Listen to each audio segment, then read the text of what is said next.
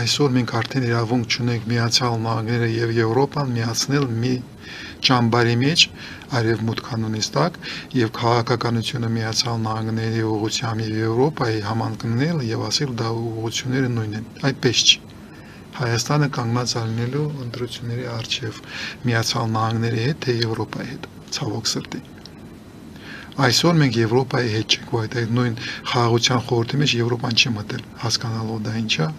մնացելական։ Այդ առաջինը։ Երկրորդը այսօր ՆԱՏՕ-ի գլխավոր քարտուղարը ճիշտ է, այսօր Եվրոպան չի կարող իր պաշտպանի առանց Միացյալ Նահանգների, որովհետև այդպես էր կառուցված ՆԱՏՕ-ն,